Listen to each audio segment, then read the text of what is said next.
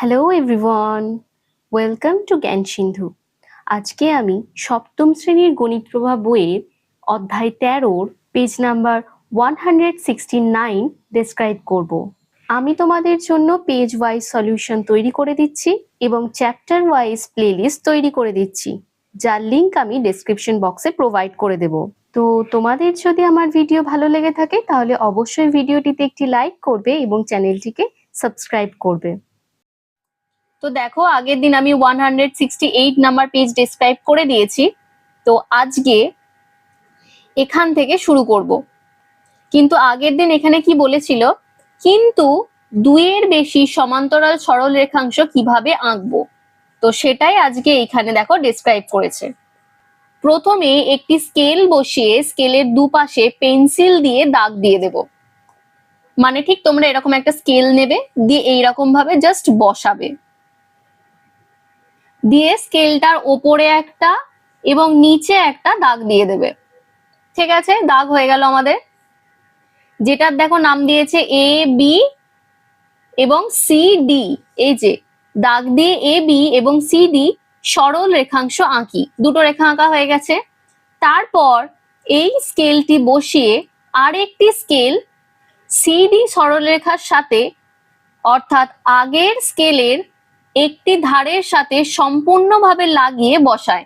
মানে এইখানে তো স্কেলটা ছিল, এই স্কেলটা বসিয়ে তোমরা আর একটা স্কেল নেবে যেটা নিচে বসাবে। কিন্তু তোমরা এইরকম ভাবেও ডাইরেক্টলি করতে পারো, ঠিক সিডি এর ওপরে বসিয়ে নিলে, দিয়ে এইখানে তোমরা আবার একটা এইরকম দাগ দিয়ে নিলে। তাহলে দেখো সমান্তরাল সরলরেখা হয়ে গেল। দিয়ে কি বলেছে দেখো, এরপর দ্বিতীয় স্কেলের আরেকটি ধার বরাবর পেন্সিল দিয়ে একটি সরল রেখাংশ জিএইচ আঁকি। এই যে জিএইচ কে এঁকে নিয়েছে। এবার স্কেল দুটি তুলে নিই।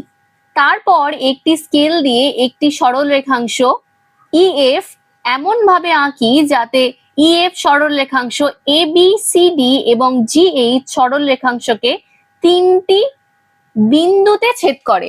মানে এই স্কেলটাকে নিয়ে এখন জাস্ট এইরকম করে বসাবে, এমন ভাবে দাগটা কাটবে যেন তিনটে রেখার ওপর দিয়েই যায়। তাহলে চলে গেল। এবার কি বলেছে, সুজয়ের আঁকা রেল লাইনের মতো করে স্কেল ও পেন্সিল দিয়ে আঁকা আমার ছবিতে রেহানার আঁকা গ্রিলে অনেক রেখাংশ এবং অনেক ছেদক ভেদক দেখছি। মানে দুজনার ছবিতেই কিন্তু অনেক ছেদক আর ভেদক ওরা দেখতে পাচ্ছে। ওই রেল লাইনের মধ্যেও দেখতে পাচ্ছে, আবার ওই যে গ্রিল গুলো এঁকেছিল সেইগুলোর মধ্যেও কিন্তু অনেক ছেদক ভেদক দেখা যাচ্ছে। এর ফলে অনেক কোণ তৈরি হয়েছে। এই কোণগুলির মধ্যে সম্পর্ক জানার চেষ্টা করি। তো এই সম্পর্কগুলো অলরেডি আমি বলে দিয়েছি তোমাদের আগের পেজেতে। তো যারা আগের পেজটা দেখোনি তারা ওই পেজটা জাস্ট একবার দেখে নাও এবং সেখান থেকে তোমরা নোটটা আগে তৈরি করে নাও। তারপর যদি তোমরা এই জিনিসগুলো দেখো, জাস্ট 1 মিনিটের মধ্যে কিন্তু তোমাদের মুখস্থ হয়ে যাওয়ার চান্সেস থাকে। না হলে কিন্তু বাবা মাথার 2 ফুট ওপর দিয়ে যাওয়ার চান্সেসও আছে। তো এরপর কি বলেছে দেখো, তাই গার্গী ও জাকির বড় সাদা কাগজে স্কেল ও পেন্সিলের সাহায্যে দুটি করে সরল রেখা ও তাদের ছেদক বা ভেদক আঁকলো। দেখো এইখানেতে দুজনা ছবি এঁকেছে, একটা গার্গী ছবি এঁকেছে আর একটা কে না জাকির ছবি এঁকেছে। এ দেখো খুব সুন্দর পারফেক্টলি দুটো সমান্তরাল সরল রেখা কিন্তু ড্র করেছে। আর গার্গীর ছবিতে দেখো সমান্তরাল সরল রেখাগুলো কিন্তু একে মানে একটু বেঁকে গেছে। তো যার জন্য লাইনগুলোকে কিন্তু আর সমান্তরাল সরলরেখা বলা যায় না।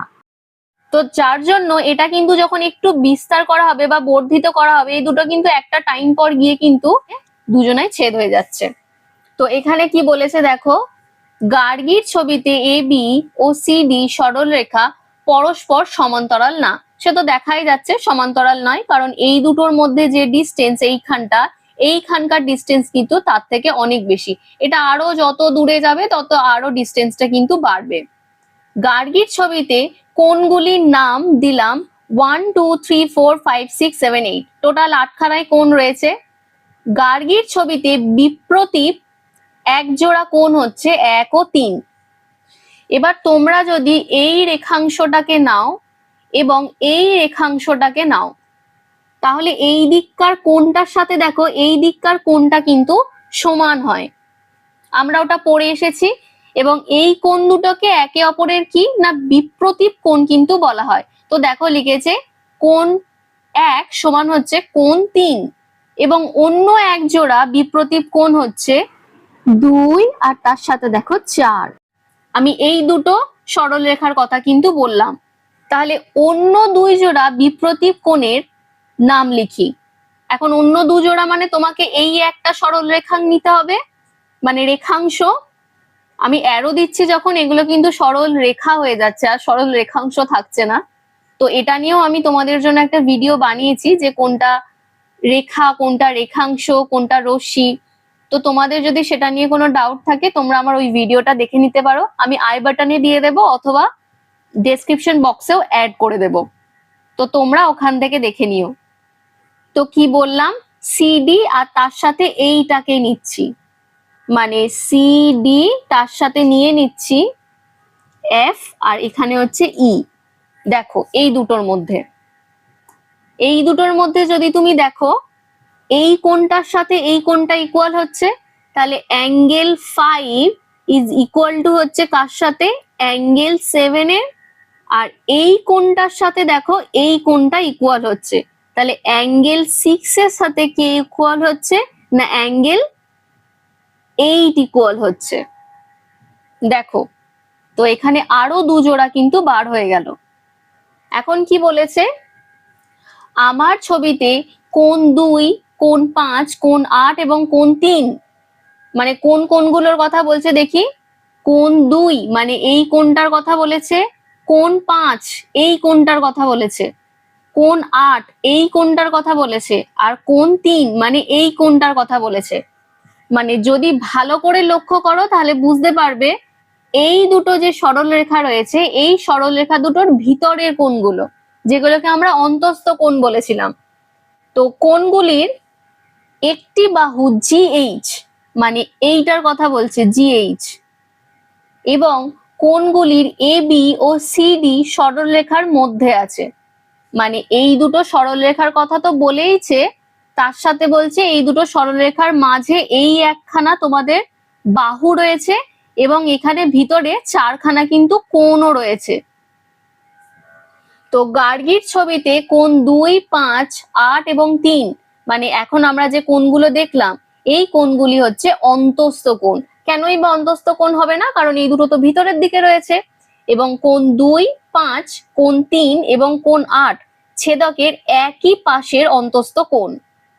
মানে এখানে এই যে লাইনটা রয়েছে বা বাহুটা রয়েছে, এই বাহুর 2 এবং 5 একই দিকে রয়েছে, এবং 3 আর 8 এখানে দেখে নাও 3 আর 8 এটা দেখো বাম পাশে রয়েছে। আমি কিন্তু এগুলো সবই আগের দিনের পেজেতে ডেসক্রাইব অলরেডি করে দিয়েছি। তো তোমাদের যদি কোনো ধরনের বুঝতে অসুবিধা হয় তোমরা ওই পেজটা কিন্তু আগে দেখে নাও, তাহলে এই জিনিসগুলো তোমাদের কাছে একদম ক্লিয়ার থাকবে। কিন্তু কোণ 2 এবং কোণ 8, মানে কোণ 2 এইটার কথা বলেছে এবং কোণ 8, আর কোণ 3 আর কোণ 5, কোণ 3 আর কোণ 5 ছেদকের বিপরীত পাশের অন্তস্থ কোণ। অবশ্যই ছেদকের বিপরীত পাশেরই হচ্ছে, কিন্তু কোণ 1, কোণ 4, কোণ 1 আর কোণ 4, কোণ 6 ও কোণ 7, কোণ 6 আর কোণ 7 এই কোণগুলো কি না বহিস্থ কোণ, কারণ এই দুটো লাইনের কিন্তু বাইরের দিকে হয়ে যাচ্ছে। দেখো ব্যাপারটা ক্লিয়ার হয়েছে কিনা। তো তোমাদের যদি কোনো ধরনের ডাউট থেকে থাকে তাহলে তোমরা অবশ্যই আমাকে কমেন্ট সেকশনে জিজ্ঞাসা করে নিতে পারো। আর আজকের জন্য এইটুকুই, দেখা হচ্ছে নেক্সট ক্লাসে।